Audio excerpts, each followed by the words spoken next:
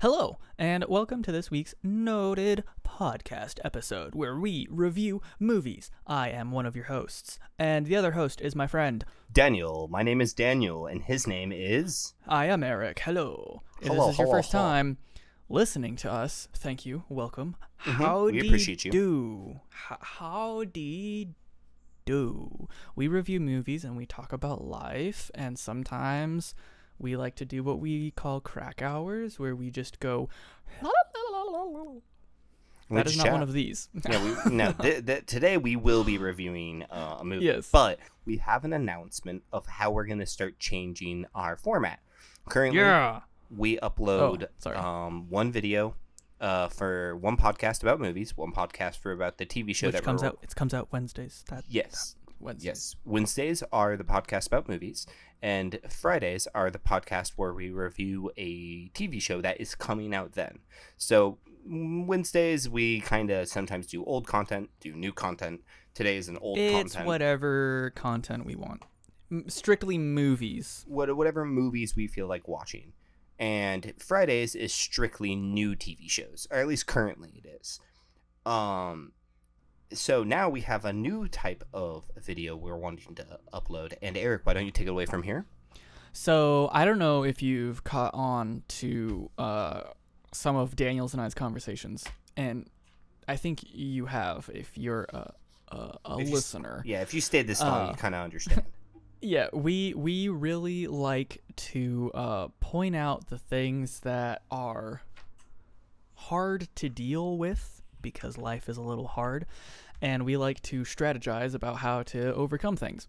If you look at like the Truman Show video, we really go into depth of how we're all kind of Trumans sometimes, and that's okay, but like I think that all of us should like break away from that type of thinking, right?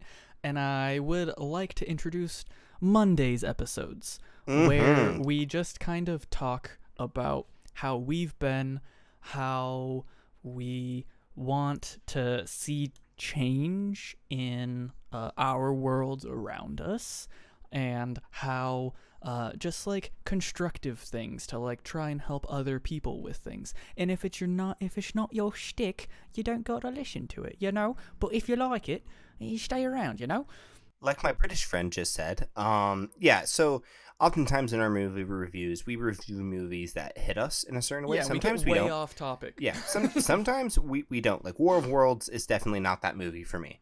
It's not like philosophical for me, but oftentimes we get aliens invading. It's amazing. Exactly. But oftentimes we get philosophical in our reviews, and we're not going to get rid of all of that. But what we want to do with this is, we have crack hours where it's just us kind of talking, and this is kind of going to be taking the place of that in a way, where in kind of morphing. So our Wednesdays are still going to be a thing, but it's going to be more streamlined and more kind of about like reviewing the movie itself and being a little bit more strict to that, trying to be a little bit more streamlined. And then where Mondays is oftentimes going to be tied into Wednesday's video, where it will be like an inspiration of, and then we'll talk about we'll get into like the philosophical ideas of it, and or sometimes just chat about something we're passionate about. And so it won't always be tied into Wednesday, but we'll oftentimes use, like, let's say, for example, Matt Damon, Good Will Hunting. That would have been a perfect example. Like, Good Will Hunting, we spent a lot of time really getting on how it impacted us.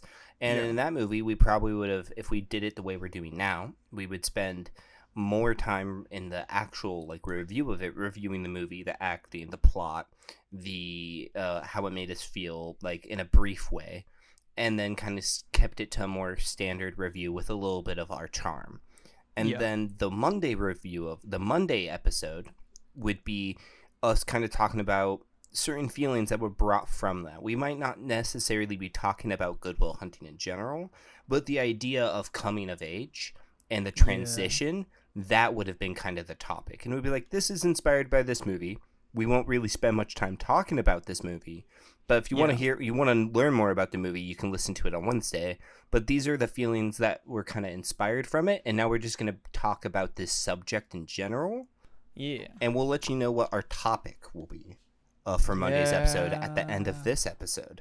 Because right now, as you could probably tell, we never addressed it. But currently, the TV show episodes are currently on hiatus while we wait for Kenobi to come out. Once Kenobi releases, then we'll start your regularly scheduled Fridays. Did you see how many episodes Kenobi has? We don't.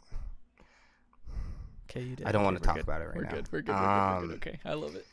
But yeah, so we'll get into that at the end of the. We'll give some teasers at the end of this episode. Teasers, more like complaints. Sorry.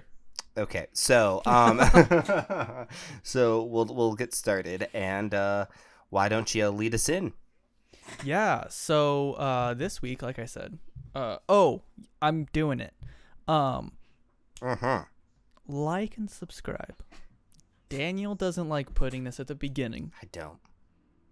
But sometimes these episodes run a little long, and I understand, like human retention isn't 45 minutes. So it's only been 7. Think of that. Wow. Do it. Anyways, this week we talk and we watched about War of the Worlds. War of the Worlds. Starring Tom Cruise and Dakota Fanning and other people and Morgan Freeman. I did not know that Morgan Freeman is in this movie. What? He's the narrator at the beginning and the end. Oh, shit. And they were in space. Wow, you would think if they had Morgan Freeman, they would have used him more as a narrator, but he was really... Yeah, he's only the beginning 45 seconds and the last 45 seconds of the movie. When he started narrating at the very end, I was like, oh shit, yeah, this dude's here. I forgot about you. yeah, you completely forget that this is like a telling of how life can affect other life. And then you just see absolute destruction and tripod aliens. And then you hear... Pew, pew, pew, pew, pew, pew, pew. Yeah, it's a great alien invasion movie. It's one of my favorite alien invasion movies, right next to Paul. Ooh. I love Paul. Paul is such a good sci-fi alien movie. Yes. I wouldn't really call it an alien invasion. No, it totally is. It totally is. Well, we'll save opinions about that because that's definitely going on the list of movies to review now. It's one of my favorite Simon Pegg movies. It's so good. Okay, so this movie, if you haven't watched it, first of all, what are you doing? Yeah, go watch it. It's like Tom Cruise. It's just a Tom Cruise movie. I will say... I don't like Tom Cruise. And this movie kind of made me hate him more, but also like him. I don't know. It depends on which movie. But I kind of like Tom Cruise, but it really just depends on the movie for me. Like, if the movie doesn't hit, then the movie just doesn't hit. But, like, have you seen Oblivion? Sorry, no. I'm getting way off topic. Okay. War of the Worlds is about Tom Cruise being a horrible father and having to deal with his kids during an alien apocalypse invasion, and him growing his relationship with his kids. Oh yeah, because he's a divorced dad. Yeah. Yeah. He has partial custody, so they're only there on the weekends. And honestly, he's a really shit father. Yeah. So the movie starts out with Mom and Jim being new husband, pulling up to the driveway, saying, "Here you go." Fuck them. Here you go. Here are the kids. And Tom Cruise is like, "Okay, cool." And then angsty teen boy doesn't say hi. Yeah. And then doing stuff. And then they go outside, play catch. This is one of my favorite scenes. They're like, the angsty teen boy and Tom Cruise are throwing a ball back and forth. And he's like, "Yeah, you better get that paper done by Monday." And the kid's like, "What do you know? I already got it done." And he's like, "No, you don't." And then he's like, "Yes, I do." And then he's like, "Why do you gotta be a dick such all the time?" And then the kid just like moves while he throws the ball really hard, and it goes straight through the window, and he's just like, and walks upstairs. Well, Yes, but there's a lot of nuance that you just scooped over. So I'm gonna go over that just real quick because I mean, if you would like to. I would, because I'm not gonna lie. Tom Cruise slightly redeemed himself towards the in the middle of the movie, and considering it's like a crazy event to go through. But I cannot say more how terrible of a father this dude is, and his character is so hateable. Um, but he's like, you better get that paper ready, and he's like, oh, I already got it. I already have it all done. I just need to write it up. And he's like, bullshit. And he's like, what would you know? And he's like, what? No, he was like, why would you care? Yeah. And pretty much says, you don't care, you never have. What do you care? And he's like, yeah, I do. And then his son pretty much is like angsty, daddy issues, and his dad is annoyed with the like snipping back and forth from his son, so he throws the ball really hard because he can feel like the aggression coming from his son when he's throwing the ball. So he throws the ball really, really hard and hurts his hand when he catches it. Then his son's like, you're such a dick, and he catches it and throws it really hard and breaks a window, which, by the way, he threw that unnecessarily hard. Like, if he hit his son in the face or the chest with that would have been bad news bears. To be fair, it's not hard to break a window with a baseball, so it could just be that his son moved. But based off the fact he hurt his son's hand when he caught it with a mitt earlier, it's part of the reason why I didn't like him, but I digress. So there you go. I think you read into that too much, Daniel, but I about it. I might have. I don't. I don't. I think that it was like a angsty teen is getting sent to a school that he's not taking seriously.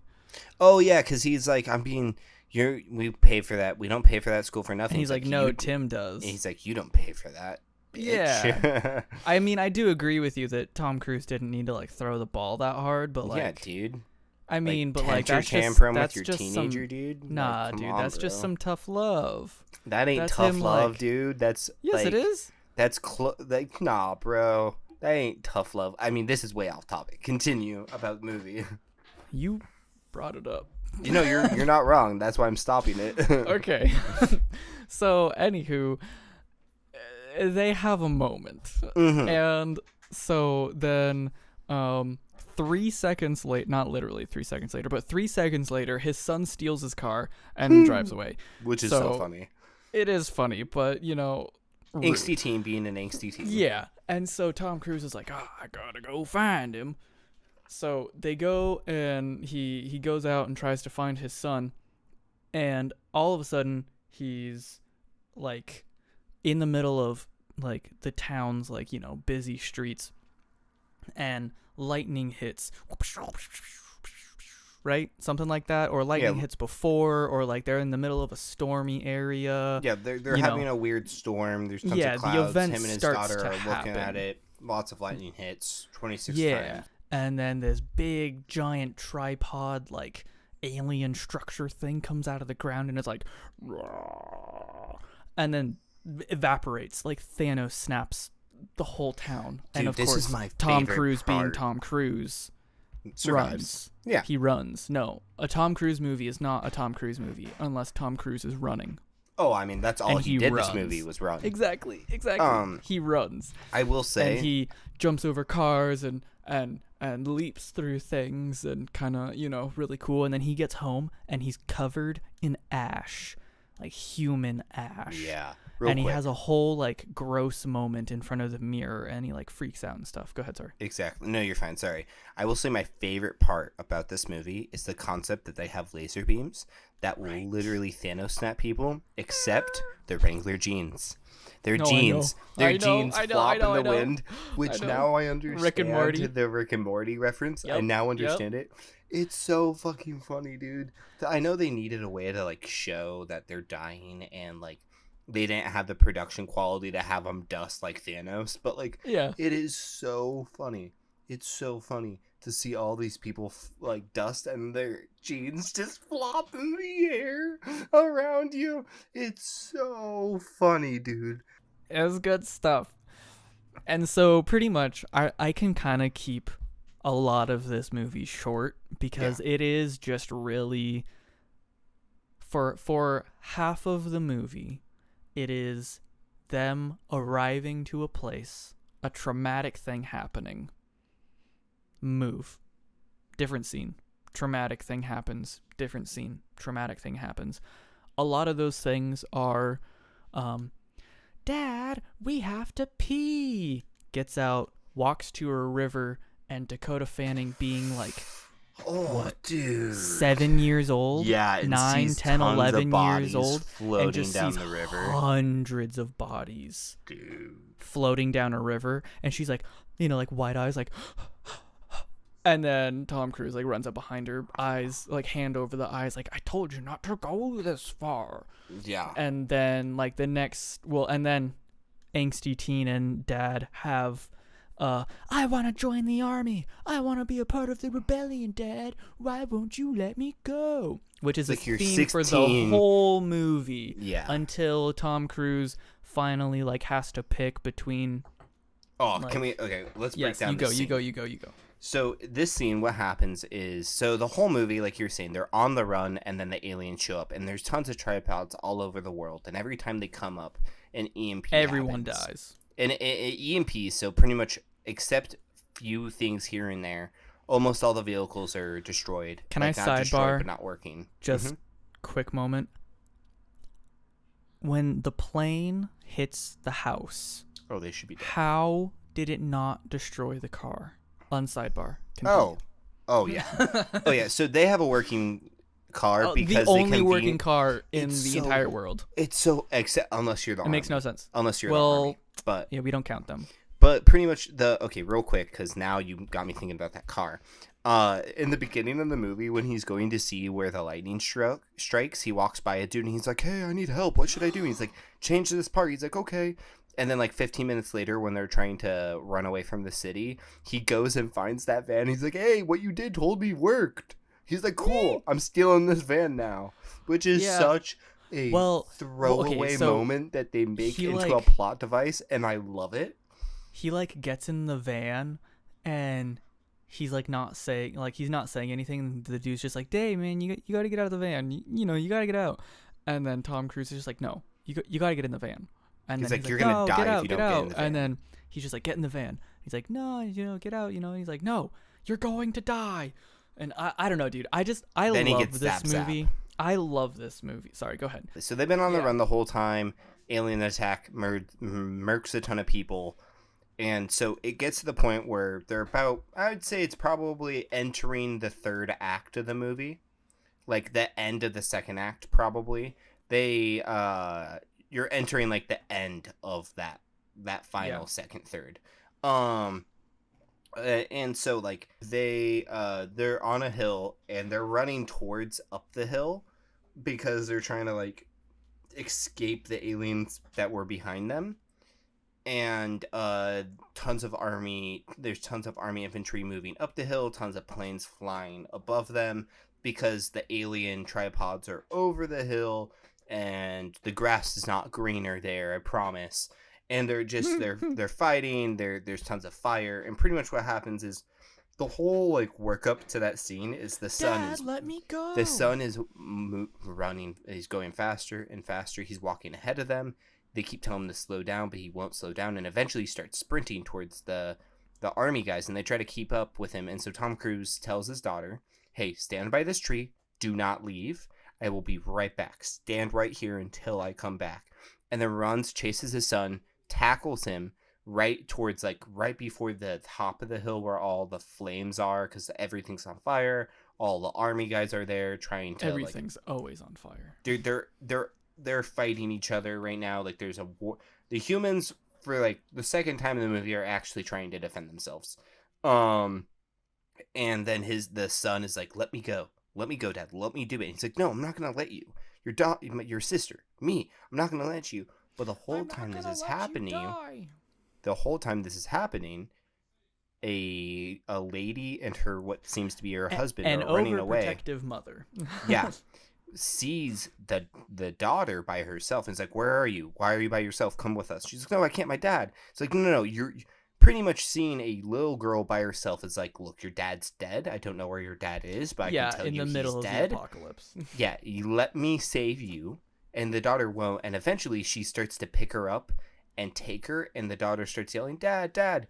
And he makes the decision of, I can either argue with my son more, or I can let him go, be in the army, and then I can go save my daughter. And so he lets his son go.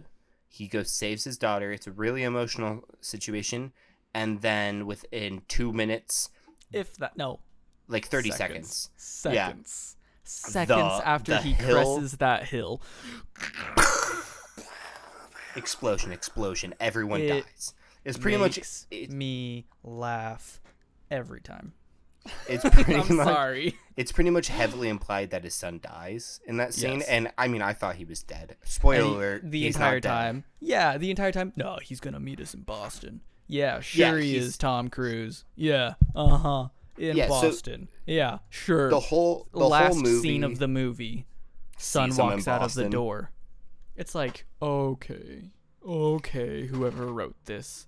Right. H.G. Wells. So excuse me. The whole like narrative that they're trying to do. So while this alien attack is happening and like the apocalypse is happening. Oh no, wait, we need to talk about the basement. Yeah, we'll get there. Okay, cool. While this apocalypse is happening and stuff, they're trying to get to Boston because that's where their mother and her husband, her new husband, assuming, or boyfriend, whoever he is. Tim boy. Yeah, that dude.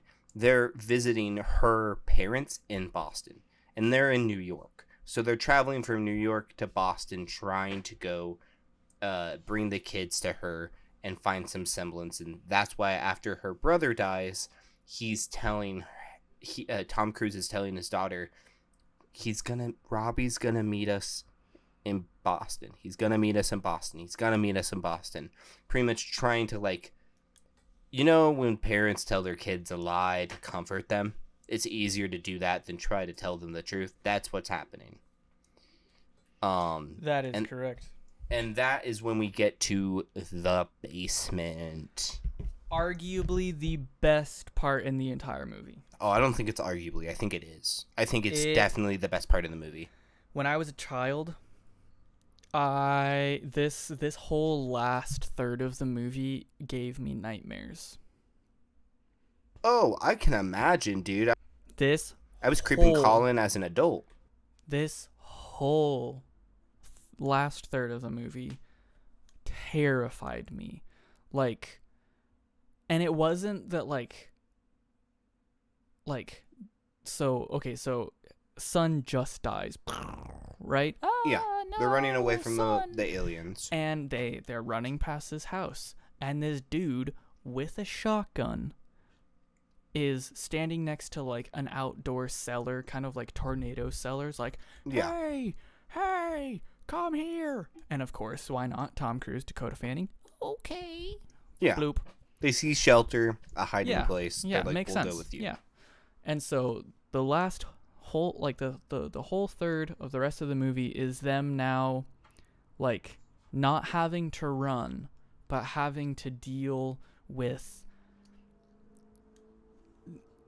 another human who's already lost it. Yeah. Because he's lost everyone in his life. He's experienced everything they've experienced, but more loss. He's now, his words, say, we're going to come up from underneath the ground, and we're going to surprise them. And he's a man with a shovel and a shotgun. Yeah, he's trying to do a switcheroo over his head with no sleeves in them. Yeah, just the hood. Just the hood. The man wears a cloak in a basement with a shovel and a shotgun. And the terrifies me. And like a hand axe. He's like, I won't be, because he's like, this isn't a war. This is an extermination. We're the vermin, and they're like, it's like comparing this to like how everything we treat he's saying. vermin. Everything he's saying is correct. Yeah, but he's like, I won't be squished. I won't be killed. Yeah, he's in the part of, like, denial, right? You know, like the 7 stages of grief, where he's like, he just can't refuse that humanity is lost, so he's like just going crazy. How he's going to, like, pull the old good old Uno reverse card on him. Yeah, and so it's like, this is where the movie goes from being kind of like a sci-fi action, like thriller to psychological thriller to a psychological suspense thriller. That's when this last good chunk of the final act is definitely suspense, because then you have Tom Cruise trying to protect his daughter while also I think his name is Tim Robbins is the crazy dude. Sorry, go ahead. Trying to protect his daughter from the aliens and Tim Robbins, but also trying to like navigate this situation, because he's like, look, we're better together than we are separate. So he's trying to navigate this, but eventually he realizes this man he's nuts. Yeah, he's not on the same page. So when they first get into the basement, they're all, they run down there and they're like, here, it's okay. And like something falls through the ceiling or the floor of the upstairs. So now there's this hole, like they've been breached. And so later in the movie, after they've had some of like a little dispute, kind of like a little talk about like, like the vermin thing that Daniel was saying, we get a scene where this tentacle, like best part of the scene, like tube eyeball thing. It's they come out of the tripods and the whole movie. You see, they shoot lasers. Yeah, and it comes down, and it's like, where searching are the for humans? Them. Yeah, it's like searching to see if there's any humans in there. And so it scours the whole basement, and then Tom Cruise tricks it with a mirror, and then Dakota Fanning's foot I have to slips. say, I hate that mirror scene. That mirror bit is so obnoxious. I loved it. The idea that a obviously controlled tentacle by an alien and or a highly sophisticated AI that's searching using that tentacle is tricked by a concept of a mirror, when the mirror isn't from floor to ceiling. It's like literally a mirror you could pick up and put on your wall. Daniel, it's an alien. Dude. They were fascinated by a bicycle. Yeah, because their anatomy might not allow for bicycles to work properly. They might not know what a mirror is. They've seen shiny metal. But you don't know that. You cannot imply that. Dude, their tripods are shiny metal. They've seen a reflection of sort. There's no way they haven't. But like, you don't know that. They literally drive a reflecting metal tripod. Have they not looked at their own tripod? It's not reflecting, but I'll take it. It's not chrome. I mean, most of the movie's in the dark, so matte it's metal. Hard. No, when he gets sucked up into the cage. Okay, that's fair. It's pretty. Fair. It's pretty I don't know. dull. It just I understand. I understand the frustration. It just feels weak. It is weak. For a scene that was so cool, it just felt really weak. It had the moment of the alien like looking at itself.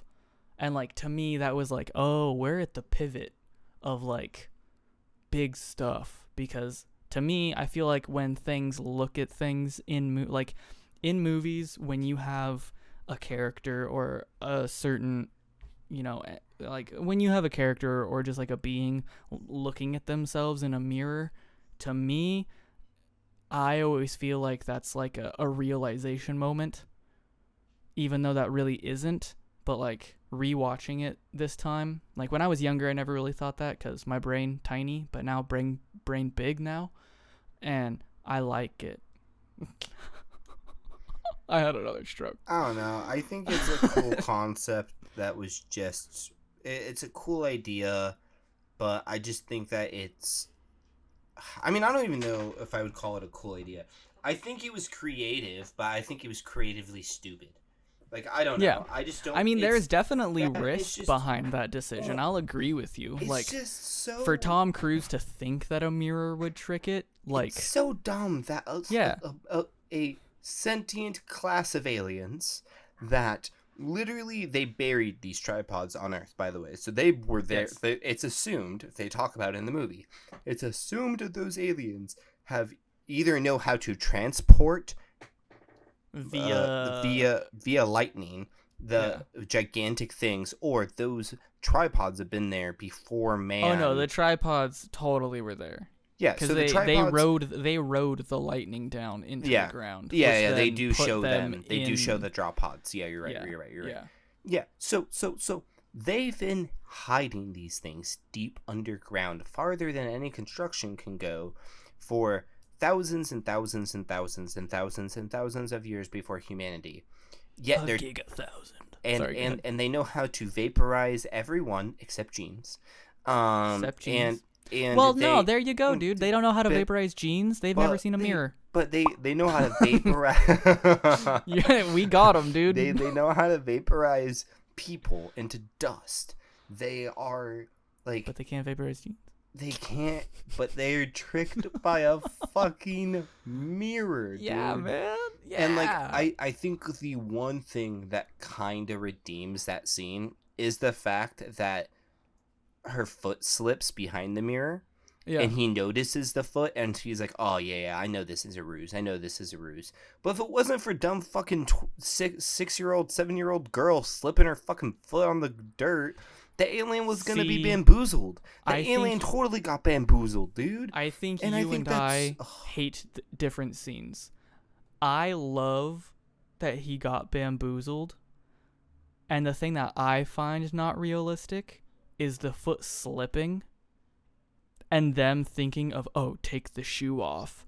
Yeah, there's no way she was going to get that boot off in time. There's no way she's going to get that. How did the mirror stand there, Daniel? Oh, no, I agree. He was holding it. I didn't like any of that scene. See, I thought the beginning of that scene was solid. I think the beginning and ending, all of that scene is just terrible. Oh, like, I think the beginning of it is solid, because it's like, they duped him. Like, good stuff. But then when the boot slipped, it was like, there's no way that they could take off that boot, run away quietly. Like, you can even see the boot jiggle when you're watching that scene. Like, you can tell that something's being done to that boot, which means that it's being taken off. But there's no way that they moved from that spot faster than that alien got there and didn't make a sound.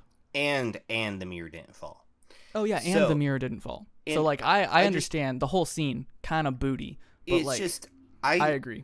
I really like the whole basement dynamic they have between Tim and Tom Cruise. I think that part is phenomenal, and I think that's partially why I was so upset, is I don't think they needed to bring the aliens down there, because then after the tentacles down there, aliens outside the tripod, one of the only times we see aliens, the aliens themselves, come down there and start searching, and that's when they get enamored with the bicycle, but one of the aliens... So she's in the chair, by the way, and one of the aliens puts his hand on the chair and pushes the chair and looks forward, but doesn't just look to the right a little bit. I was going to bring that up. That whole dynamic they have was so cool, and it was psychological. It was suspenseful. Will he kill him? Will he try? Like, and the concept of like the dude was going to attack the tentacle, and they had like a muscle off. Yeah, and the dude was gonna attack the tentacle with a shotgun as well, and he was gonna hatchet it, and he didn't, and all of that I thought was super cool, and then the tentacle should have just gone after that. But no, then they have to make it illogical and have them hide through a fucking mirror, and then the mirror magically stands. Okay, so and then they do the whole like, I don't see the human in the rocking chair. It's like I feel like they robbed what was such a cool scene. Was just so the tentacle scene and the alien scene are different scenes, just so that the viewers know. Well, yeah, but the alien, they're in the same basement. They're different scenes. Yeah. The tentacle, I did go. The way that you worded it sounded like they were happening kind of at the same time. No, it goes. The tentacle comes down first. Yeah. And then, like a day or two later, supposedly we don't know the passage of time. Then the aliens come down, right? Yeah, I assumed it was within a couple hours, but or that too. I'll take that as well. The next point in the basement arc is aliens come down. Yeah, and I totally agree. Like, the fact that they didn't see her in the seat is, like, of course they got duped by a mirror. Yeah, and it's just... And I also have a plot hole for you. You ready? Mm-hmm. This is a big plot hole that I just kind of realized this. How? Okay, I'm about to spoil the end of the movie as well. So they die by touching our atmosphere. Correct? No. Because of micro... They don't die from touching our atmosphere. That whole explanation at the end is completely bullshit. It's not an explanation. It's no, a it is vague, an explanation. No, it's not, because they don't even talk about the micro. They don't even name the fucking the thingy, the micro, the I can't pronounce the word. Microorganism. Yes, the microorganisms. They don't even say what microorganism it was, and also So they don't the need aliens to. and At the the very aliens touched beginning the air of the earlier. movie, It's just that's my plot hole, Daniel. Let me finish. sorry. At the beginning of the movie, they talk. Morgan Freeman talks about how life is unexpected and the smallest minute things are possible because of life and the tiniest things, and we get this whole diagram of like cells and like organisms, and like it's all zooming out and everything's getting bigger and bigger and bigger until we're in a droplet of water and then we're in the scene kind of thing. At the very end of the movie, it kind of does that in reverse, and it's like, but the one thing that the aliens didn't know is that what causes us to live and thrive and we've grown immune to them are the things that killed them. How are they in the basement? Yeah. How are they in the basement? How are they in the basement? Also, my counterpoint to that is that they've already terraformed it. So they like spray out blood everywhere from the humans that they collect, and they like terraform the land everywhere. And my thinking is that kills all the bacteria, which allows them to enter. But there was blood. Naturally. There was blood in Boston too. And the aliens died everywhere. No, so you know assuming there was no blood where every alien in the whole world was, I feel like is a big. Well, you know where like Tom Cruise was, how it was like everything was like red and stuff like that. Yeah, I know what you're talking about. That's the blood. Only like, yeah. But I don't think that. But okay, so like, but it was drying up by then. Does that like it was all like crusty and gross and stuff? Yeah, after they successfully terraformed tripod. Yeah. Yeah. I just don't understand how them killing one tripod made all the blood coagulate and crustify. 'Cause English. And then that weekend, 'cause like they kill one of the tripods with grenades up the butthole, pretty much. And then that's just kind of the end of the movie, pretty much. Yeah, so and it's really sad. It ends really quickly. Before we kind of go over that, our ideas of that, and I do want to finish up a couple things about the basement part. Yes, go ahead. I think the best part about the basement scene is eventually, see, this is why I don't think they needed the aliens to physically go down in the basement for this scene, is because the best part about the basement scene is eventually Tom Cruise realizes that him and the dude they're down there with Tim Robbins are on completely different pages, that he wants to fight, he wants to hide, he's risking, Tim is risking Tom's daughter's life, and he cannot have that. So he tells her to sing herself a lullaby, cover her ears, close her eyes. He goes into the room where the dude is digging his tunnel, closes the door, and murders him. So Tim Robbins is going crazy. Such a good scene. He's like digging frantically. He's like, "They'll never get me. They'll never get me. They'll never get me." And he's like, Tom Cruise is in the doorway, and he's like, "You know what I'll have to do, right? Like, I have to protect my daughter." And he's just like, "They'll never get me. They'll never get me." And then he walks up to Dakota Fanning, and he's like, "Hey, you remember that song?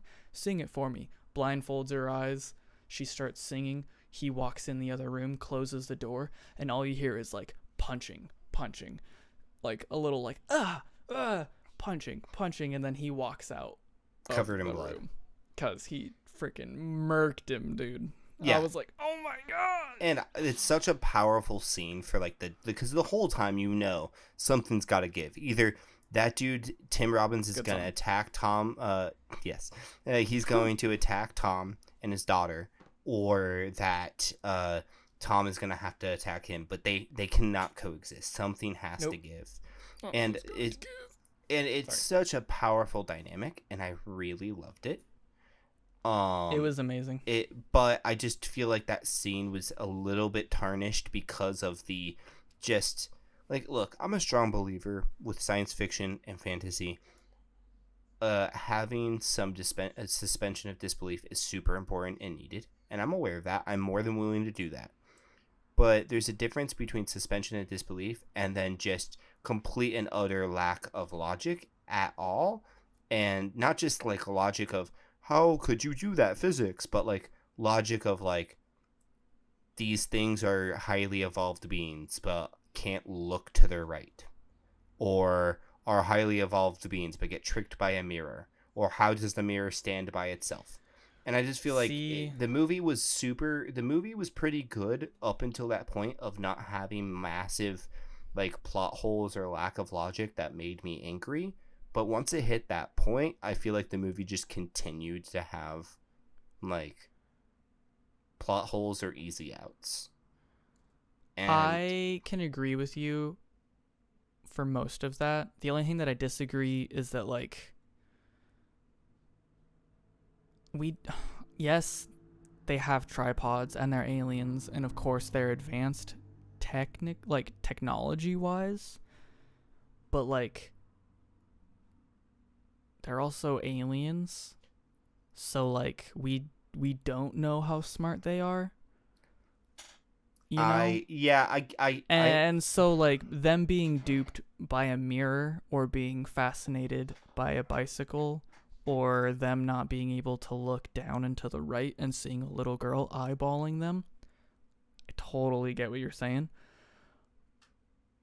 And I do think those are plot holes as well. Like, how couldn't they? They're aliens. Highly who can ride lightning. Yeah, they're highly... It's not just that they're aliens. They're highly evolved aliens. Yes, who've been planning this for thousands of years.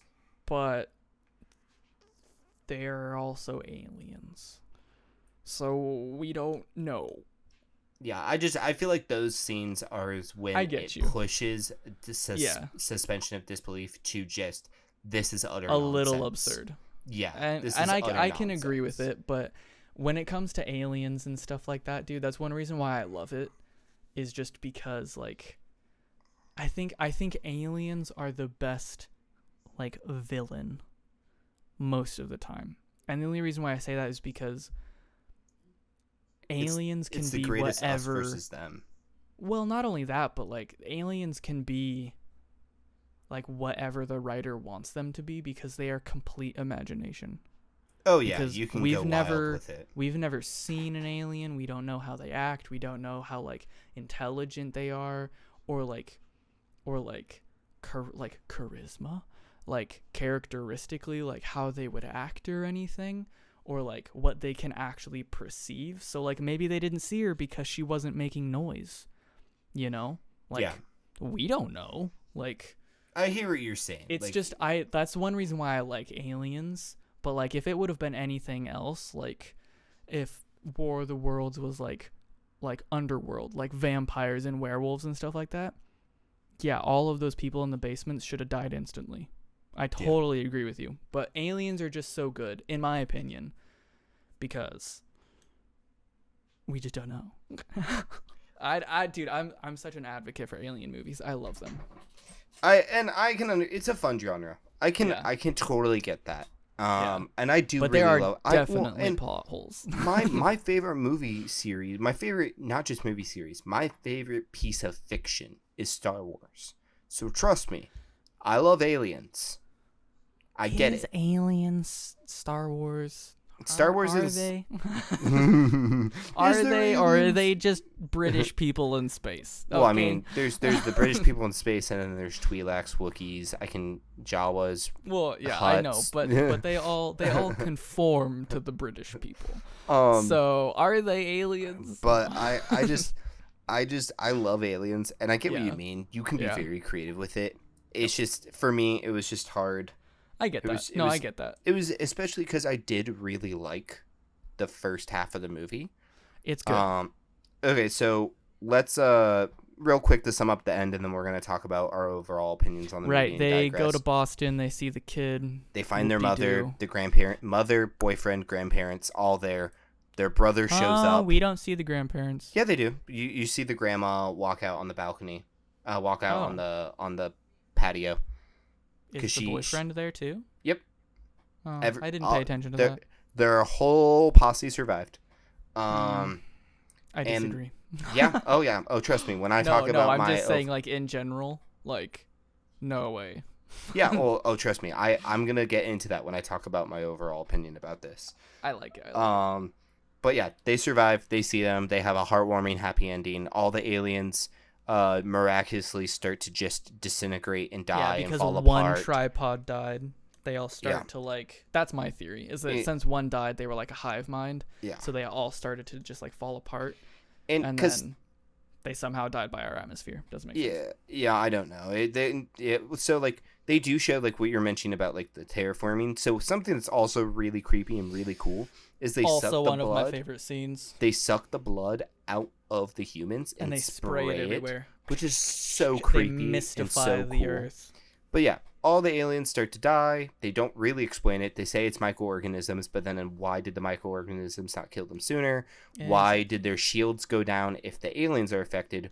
Why is their crafts affected? Why wasn't the aliens Why weren't the aliens affected when they planted the crafts bajillion years ago when there was no terraforming and no control by humans? Because a lot of microorganisms that are dangerous were killed by humans and gotten rid of and protected by and destroyed by aliens. Why weren't they affected back then when they did that? Because there's definitely more dangerous microorganisms back then.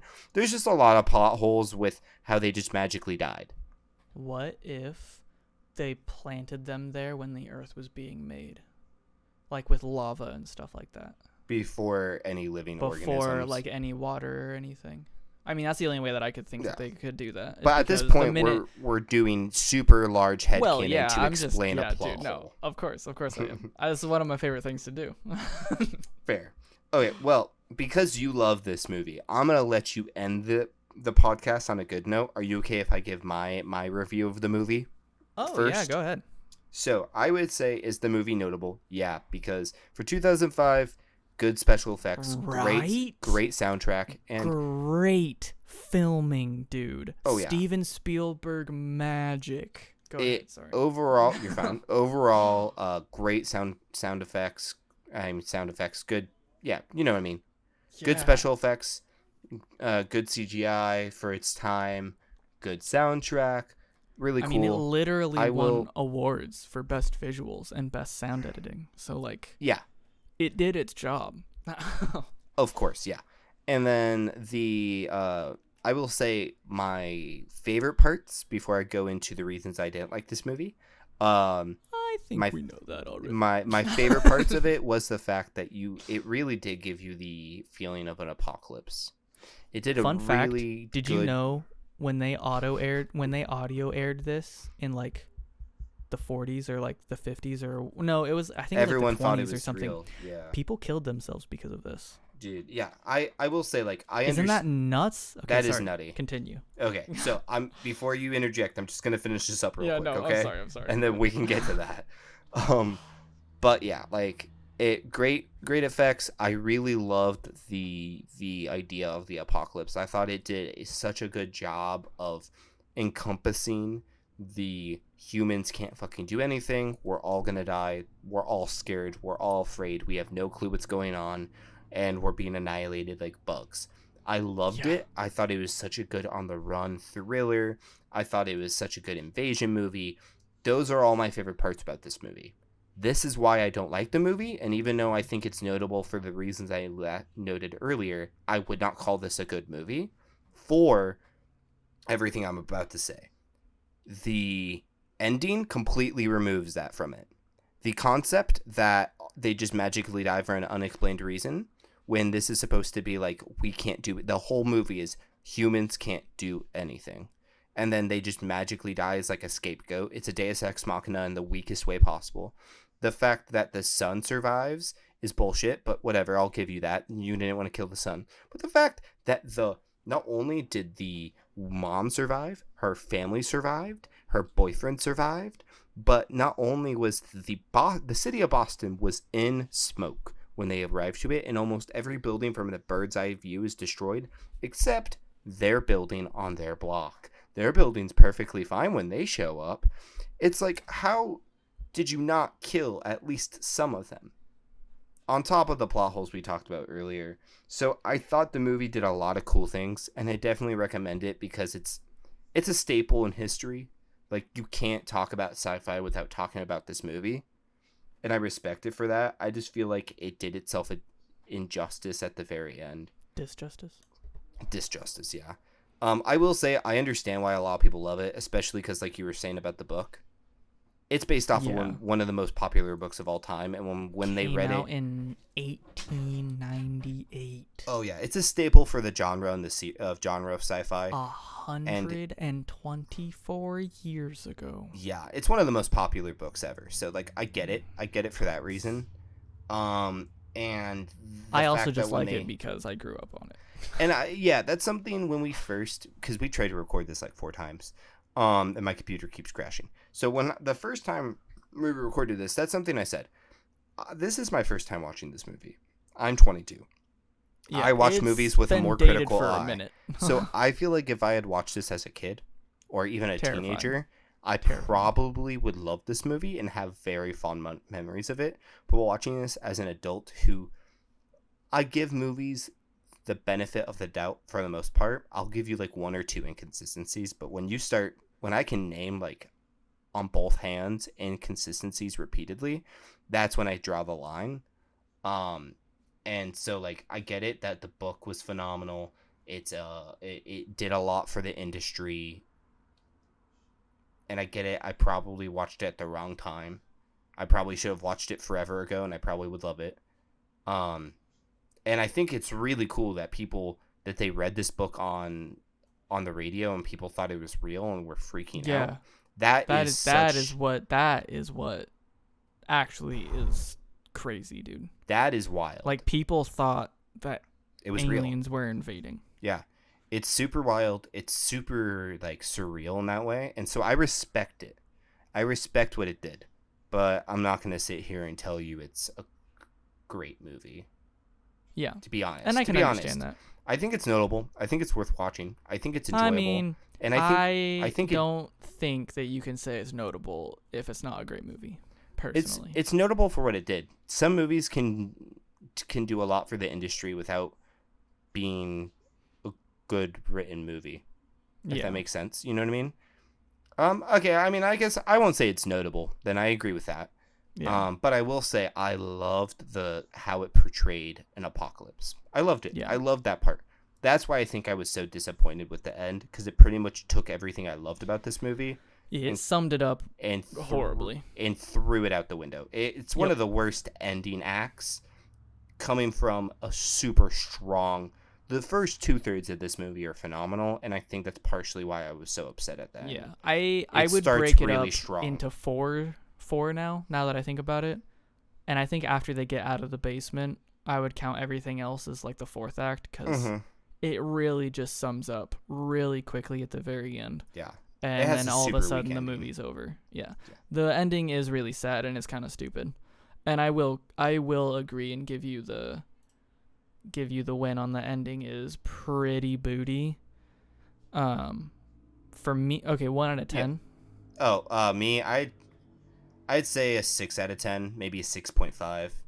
It has some really cool moments. I would say 6. I'd say 6 out of 10. Has some really cool moments. It does some things phenomenal. What it does good, it does very, very good. But what it does bad, it does very, very bad. Yeah, so bads always outweigh goods. Yeah, you're going to remember the bad. It takes 10 good memories to make up for 1 bad memory. So, like, I'll say it's a 6 out of 10, for sure. Nice. What about you? I love this movie because I grew up on it. And like I said earlier towards the beginning of this podcast, I am a fan of Tom Cruise's movies because, and I'm not just talking like Mission Impossible, I'm talking about like all of his ones when he was younger. I don't really like any of his newer ones. But like younger Tom Cruise movies, I'm about. I can't lie. I'm kind of a fan of his movies. Just like I'm a fan of Nicolas Cage. I think his movies are amazing. Yeah.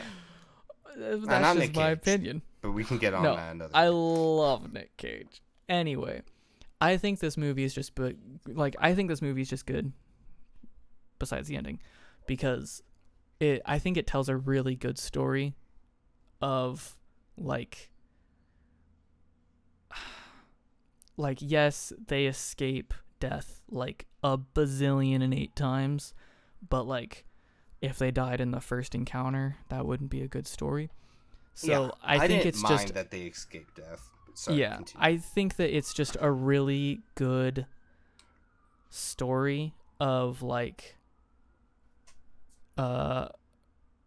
like a man has to take care of his children during the end of the world, and he doesn't know them. And it's just them having to survive together and them just on the run. And then he loses a child. And like I watched this movie through like the perspective of Tom Cruise most of the time. Every time I watch this movie, I don't really take in the whole world. It's just like a man slowly going crazy and slowly losing everything until the only thing he has left is his daughter. And then he thinks he loses his daughter and then runs outside, gets caught by the machine, and then ends up like saving the world, arguably. Yeah.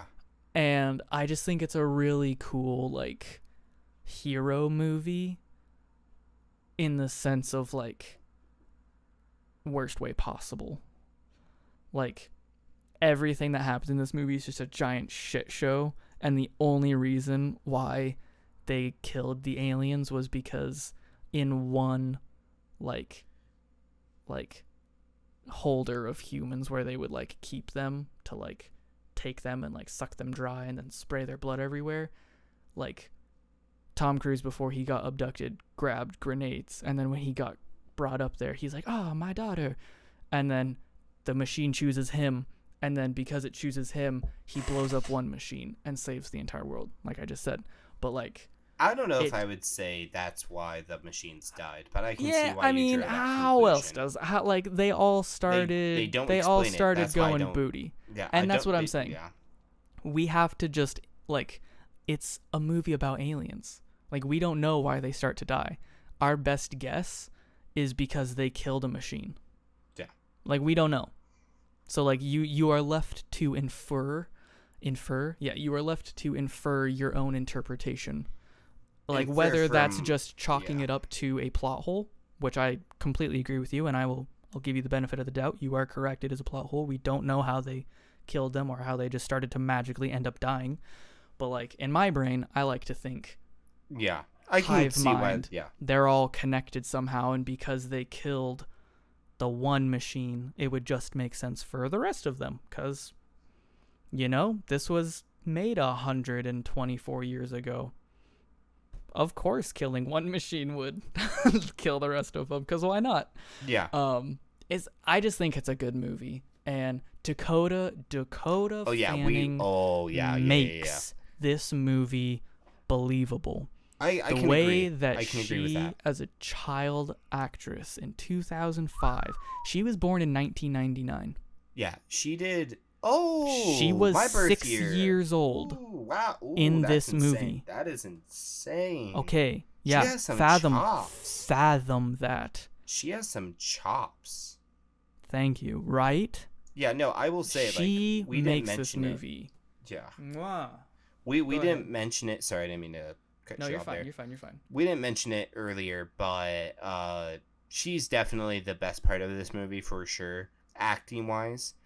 I don't think I've seen a young actor, like a child actor, do that well in a movie. Ever. Maybe 7, but 6 years old. Dude. I've never seen a child actor do that well in a movie, almost ever, and so it was super impressive. And it didn't feel cheesy or unbelievable like most child actors do. I lied. So she was born in 94. Excuse me. She was 11. Okay, but still. I lie. I'm 11 sorry. is young. It's still really impressive. It's still super impressive. So I'll agree with you there. I saw the years when I looked her up. I saw the years of active movie making. She started movies when she was 6. Oh, okay, that makes sense. Or when she was 5, she started making movies and stuff like that. Well, buddy, let's just real quick about Dakota Fanning. Yeah. The reason why I think this movie is so good is simply because of her. the way that she is like a main character, but is also given like no time to talk, and she just kind of says the same lines over and over again, like, I'm hungry, I need to pee, where's mom, I'm allergic to peanut butter. Yeah, she's a child. Yeah, but like every time that there's a thing happening, she's in it. Like, her emotional scale as an actress at that young age was insane. Yes, she is in that moment. And like there's one scene towards the very end of the movie where he is like, they're in like a like their shields are down, go like shoot them with the javelins, their shields are down, and they run into a tunnel, right? And when they start firing at the big tripod thing, like, she starts like screaming and like freaking out, and like, dude, it's just like, I don't know why I'm so like, I just feel like she made the movie. Oh, like, I agree. Tom Cruise, sick. And then also Tim Robbins as well, like the dude, the crazy basement dude. Mm-hmm. He also made the movie as well. Like the frantic pace of like, I gotta get out of here, like they're gonna get me, like they're never gonna get me, kind of thing. Like, oh. And then it was just like Tom Cruise was just the man losing his mind and having to like kill a human being to save his daughter. Doing what he has to do to survive. Dude. I'd say her reactions, feeling, most child actors don't feel like they're being like genuine with their emotions, and I feel like her emotions were, or it's just like they're overacting and it's like forced. So like you can tell that they're not in it. It looks like she saw 1,000 bodies in the river. Oh, exactly. That's what I was gonna say. It's like, it feels genuine, and it helps make the fear of the movie feel genuine. Yeah, it's just, I love this movie. I think it's so good. And I don't watch it a lot either. Like, this is the first time I've watched this movie in like 5 years. Mm-hmm. 5 or 6 years. Like, this isn't a movie that I'm like, oh, annually watch this movie. Gotta get my War of the Worlds on, you know? It's just, it's like whenever I am like, oh, I really want to watch this movie. And I haven't been able to watch this movie in a long time because it hasn't been like on a streaming service in a minute. Yeah, and it's on Netflix, so viewers, you should go watch this. Dude, they just put it on Netflix. Ooh, okay. Just put it on Netflix, which is why I went like this. Hey Daniel, let's do War of the Worlds. Bet. But yeah, dude. I get why you like it. I definitely do. I love Not it. trying to shit on a movie you love. I get why you like it. You have your own perception. I can understand why it's shaky. Like, plot holes everywhere. Like the mirror scene, I understand. The chair scene, I understand. The whole microorganism thing, like, fucking stupid. Yeah, but like, I think that's what broke me. I totally agree with all of the reasons why you don't like it, and I like it mostly for like nostalgia. Yeah, but I also like it for different reasons. Like, I think the way that you're looking at this is more of like, if aliens were to do this, and I'm more looking at it like, yeah, and I'm more looking at it as like a man going through the experience of just what's happening around him, and I just kind of take it for what it is because I don't know how aliens are gonna act, kind of thing. And so that's fair. Yeah, dude, I totally agree with why you like semi 6 out of 10 don't like this movie. I personally give this movie like 7.5. Like, it's not high up there movie wise, nostalgia wise. I can't even rate it just because I love it. So that's just a biased opinion at that point. Yeah. But like, it's not like a super notable movie. I would recommend this movie to people if they like sci-fi Tom Cruise movies, and if they want to see a really good performance out of a child actress, excuse me, I would watch it. But yeah, I get why you'd rate it 7.5, and I get that. Well, let's I think that's a good place to end it on. Great transition. I hope you guys. Thank you. That's what I'm here for. Yeah. But yeah, thank you guys for listening. Once again, we appreciate you getting this far into the podcast. Please like, share, subscribe. You can follow us at Spotify, at The Noted Podcast, Twitter, A Noted Podcast, YouTube, The Noted Podcast.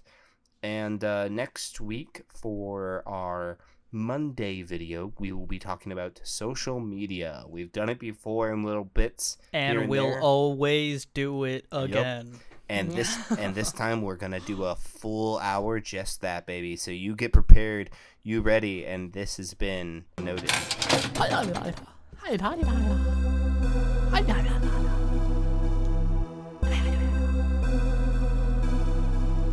Same.